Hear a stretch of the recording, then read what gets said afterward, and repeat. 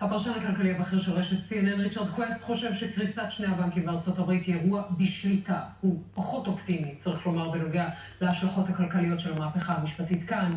בימים אלו בישראל, הערב שוחחתי. Richard Quest, host of Quest Means Business, thank you so much for talking to us today. You're quite an expert on the Israeli economy. You know the Israeli society well.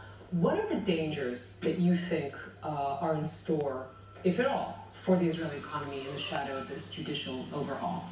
Let's be quite clear about this. Mm-hmm. If these measures go forward as planned, there will be an effect. Mm-hmm. It will be felt. You cannot tinker around, undermine the foundations of a country's unwritten constitution based on practice and history and not expect to have a result. It's as simple as that. I don't care how you want to dress this up. I don't care what bells and whistles and Christmas tree ornaments you want on it. The reality is there will be an effect. Now, will it be immediate? No.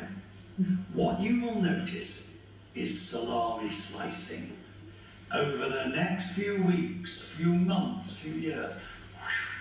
That investment didn't come here. That factory or that company or that startup moved. That consulting group.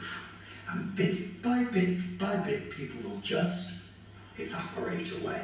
Do you see any sort of warning signs now as you look at the high-tech sector, a massive cash outflow? I mean, what do you see now that worries you? You see people talking about it.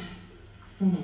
You see people starting to plot and to plan. Mm-hmm. You see investors. I was talking to one of the largest VCs in this country saying, we are already looking at whether we should invest elsewhere. Mm-hmm. We are already considering when they're not doing anything. Lots of people are not doing anything because they maybe think that this thing isn't going to pass. Yeah. But there are people prepared to move and to do things. And they're not doing it out of spite. And yes, and many people are saying it's a matter of democracy. Mm-hmm. That is the core. But there is also the core of certainty, judicial certainty. You need to know that if you sign a contract, if you make an investment, if you commit yourself, that the law tomorrow will not have perversely changed from the law today.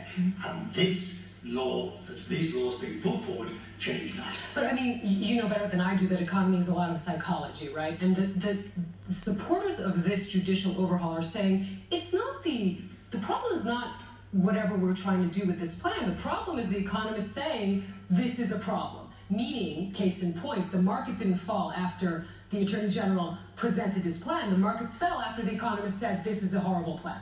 That's what I'm trying to ask. I mean, yes, you could say the same thing about Liz Truss in England, in the United Kingdom. Okay. You could say that, the market only fell when people realised what the Chancellor had done. Yeah. And they realised the ramifications, and they realised what was going to happen, and they realised rates was going to go higher. Right. But that's just a circular argument that says, well, it was the economists that did it, because the economists forecast the sky's falling, when it wouldn't have fallen if they hadn't said it. Absolute crap. Total, utter. Okay. That is absolutely the definition of blaming the messenger for the message. When you see newspapers like the Wall Street Journal, who seem to be a bit more supportive of this judicial overhaul, or saying, look, you have to do this reform, but let's do it sensibly. What do you think of that? What do you make of that? Oh, I think that's entirely the argument. Look, this government clearly was elected and clearly can reform. The problem here is there is a consensus of opponents who all say this will be very damaging to the economy. And the Israeli people have to basically say, do we want to take that risk? Here's the question for you. Why would you willingly shoot yourself in both feet? This is experts on global economics saying it. I want to move on to talk about